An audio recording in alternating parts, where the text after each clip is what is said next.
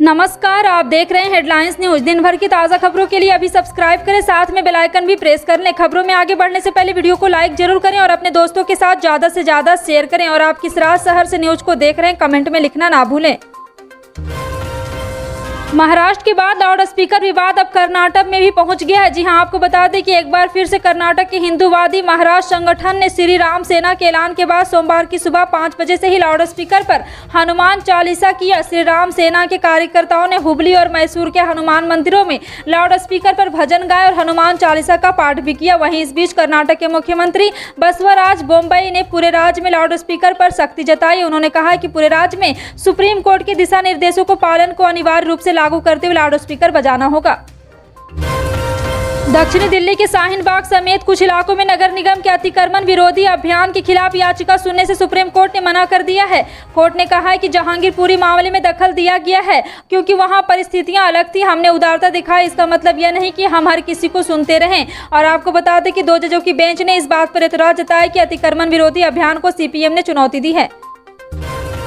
पहले पंजाब के पटियाला में खालिस्तान समर्थकों और शिवसेना कार्यकर्ताओं के बीच झड़प, फिर हरियाणा के करनाल में खालिस्तान समर्थक बब्बर खालसा से जुड़े आतंकियों का पकड़ा जाना और उसके बाद हिमाचल प्रदेश विधानसभा के दरवाजे पर खालिस्तान का झंडा फहराना। बीते 2 हफ्तों में देश में 3 घटनाओं ने खालिस्तान को चर्चा में ला दिया है। अब हिमाचल विधानसभा के दरवाजे पर खालिस्तानी झंडा फहराने का आरोप जिस संगठन पर लगा है उसका नाम है सिख फॉर जस्टिस यानी SFJ। इस संगठन पर 2019 में केंद्र सरकार ने प्रतिबंध लगा दिया था। यह संगठन भारत विरोधी गतिविधियों में शामिल रहता है। प्रवर्तन निदेशालय ने 6 मई को झारखंड की राजधानी रांची समेत पूरे देश में कई जगहों पर तोड़फोड़ छापेमारी की थी। और आपको बता दें कि इस छापेमारी में रांची में IAS पूजा सिंघल के करीबियों के ठिकानों से 19 करोड़ रुपए से ज्यादा सिर्फ कैश बरामद हुआ था, जिसके बाद हड़कंप मच गया था। करोड़ों की बरामदगी और मनी लॉन्ड्रिंग के केस में अब ईडी IAS पूजा सिंघल से पूछताछ करेगी। ईडी ने पूजा सिंघल को इसके लिए समन भेजा है। उन्होंने मंगलवार को ईडी कार्यालय में 11 बजे उपस्थित होने का निर्देश दिया है। जानकारी के मुताबिक इन दिनों से पूछताछ के बाद और ईडी के हाथ कई सुराग लगे, इसलिए अब ईडी सीधे पूजा सिंघल से पूछताछ करना चाहती है।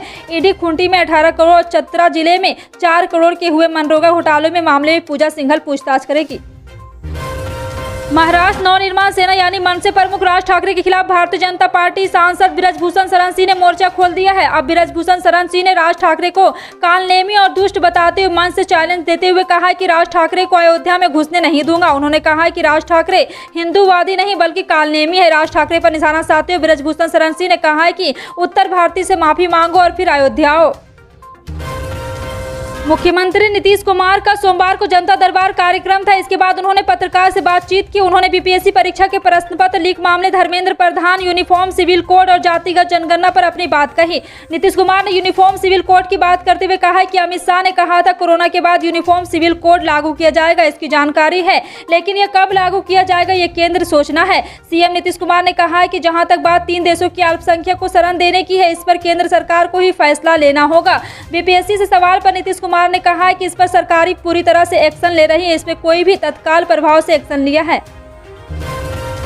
तृणमूल कांग्रेस के एक वरिष्ठ नेता ने आशंका जताई कि केंद्र की भाजपा सरकार 2024 के लोकसभा चुनाव से पहले पश्चिम और यहां पे आपको बता दें कि एक बार फिर से पश्चिमी बंगाल में राष्ट्रपति शासन लग सकता है। और यहां पर दावा किया जा रहा है कि राष्ट्रपति शासन सरकार लगा सकती है। हमारे सहयोग अखबार द इकोनॉमिक टाइम के दिए गए इंटरव्यू में राज्यसभा सदस्य और तृणमूल के राष्ट्रीय प्रवक्ता सुखेंदु शेखर ने कह दिया है कि इसके लिए भाजपा ने चौतरफा रणनीति तैयार कर ली। उन्होंने कहा है कि बीजेपी उत्तर बंगाल को राज्य के बाकी हिस्सों से अलग करने की कोशिश में है। पश्चिम बंगाल की मुख्यमंत्री ममता बनर्जी ने चक्रवात आसानी के मद्देनजर झारग्राम और पश्चिम मेदिनीपुर जिले के अपने 3 दिवसीय दौरे को 1 सप्ताह के लिए टाल दिया है। सरकार के एक वरिष्ठ अधिकारी ने सोमवार को यह जानकारी दी। उन्होंने बताया कि मुख्यमंत्री का दौरा 1 सप्ताह के लिए टाल दिया गया। वह 10 से 12 मई तक दोनों जिलों के दौरे पर जाने वाली थी। अब उनका दौरा 17 से 19 मई के बीच होगा।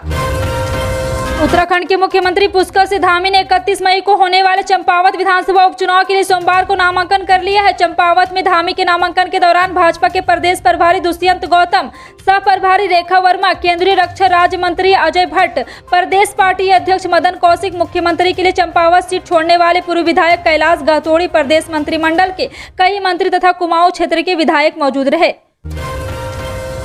मुख्यमंत्री भूपेश बघेल की पहल पर छत्तीसगढ़ के सभी नगरीय क्षेत्र में कृष्ण कुंज विकसित कुंज विल भी, और यहां पर आपको बता दें कि कृष्ण कुंज में पीपल, नीम, कदम जैसे सांस्कृतिक महत्व के जीवन उपयोगी वृक्षा का रोपण किया जाएगा। मुख्यमंत्री ने सभी कलेक्टर को कृष्ण कुंज विकसित करने के लिए वन विभाग को न्यूनतम 1 एकड़ भूमि का आवंटन करने का निर्देश दिया है।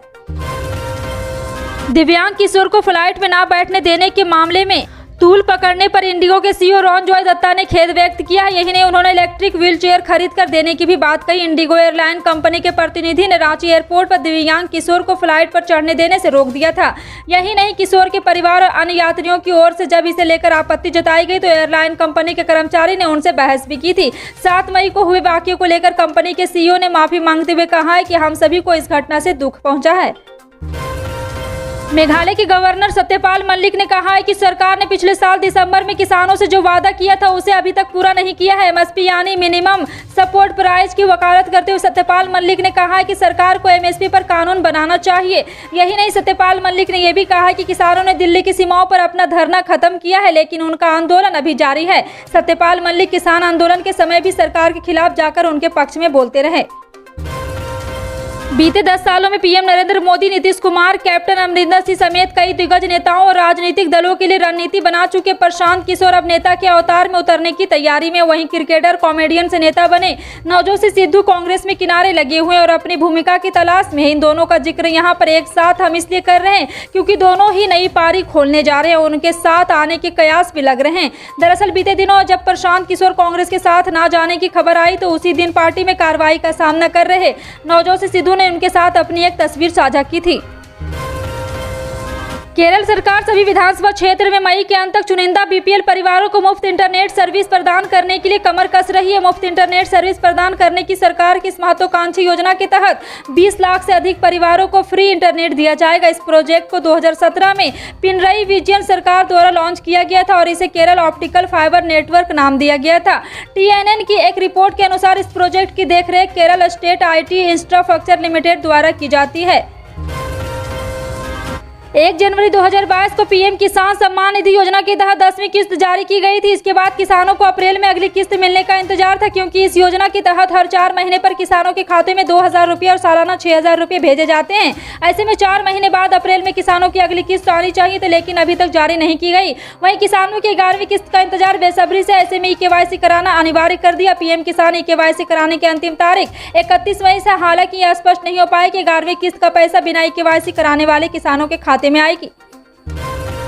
2022 यानी इस साल का पहला चंद्र ग्रहण 16 मई को लगने जा रहा है, जो पूर्ण चंद्र ग्रहण होगा। इस दिन वैशाख की पूर्णिमा भी है। इस दिन पवित्र नदियों में दान, स्नान आदि किया जाता है, लेकिन ऐसी मान्यता है कि ग्रहण के दौरान कोई भी शुभ कार्य नहीं करने चाहिए और ऐसे में भगवान की पूजा भी नहीं की जाती है। वहीं सूर्य ग्रहण की तरह यह चंद्र ग्रहण भी भारत में दिखाई नहीं देगा, जिस वजह से सूतक काल मान रहेंगे। जी हाँ, आपको बता दें कि एक बार फिर से भारत में यह चंद्र ग्रहण नहीं दिखाई देगा।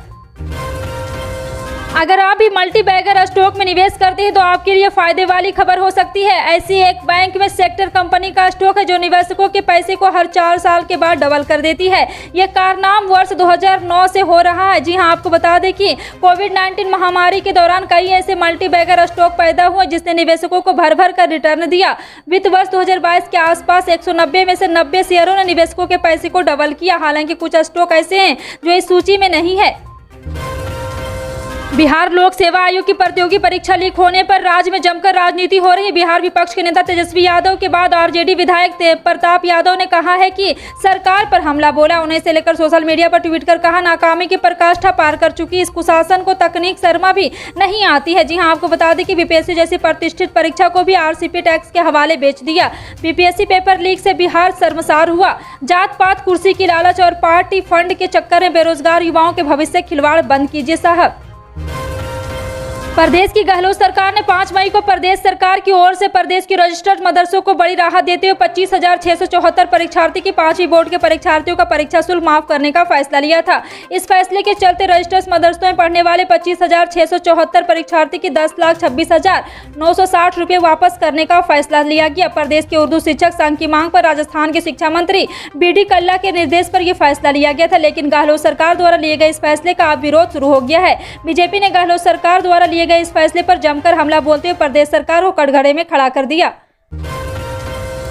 दिल्ली में तापमान एक बार फिर बढ़ने जा रहा है। जी हां, आपको बता दें कि एक बार फिर से गर्मी के थपेड़े पड़ने वाले। सोमवार को बताया है कि इस सप्ताह दिल्ली और आसपास के इलाकों में 3 दिनों तक लू चलने की संभावना। हालांकि मई के महीने में अप्रैल जैसी स्थिति उत्पन्न नहीं हो सकती। राहत देने वाली बात यह है कि पश्चिमी विक्षोभ की वजह से 13 मई के बाद गर्मी से थोड़ी निजात मिल सकती है। भारतीय मौसम विभाग के वरिष्ठ वैज्ञानिक RK जैनामणि ने समाचार एजेंसी ANI से बात करते हुए कहा, 9 मई तक दिल्ली का तापमान पिछले 7 दिनों से 40 से 42 डिग्री सेल्सियस के भीतर बना हुआ है। वाहन में पेट्रोल या डीजल भरवाने जा रहे हैं तो रेट को लेकर परेशान ना हो, क्योंकि आज भी पेट्रोल और डीजल के रेट में कोई तब्दीली नहीं आई है। 22 मार्च से अब तक पेट्रोल डीजल का दाम 10 रुपये अधिक बढ़ने से महंगाई से भी परेशान है। फुटकर में पेट्रोल डीजल का रेट 22 मार्च से बढ़ना शुरू हुआ था। हालांकि इन दिनों रेट में स्थिरता बनी हुई है।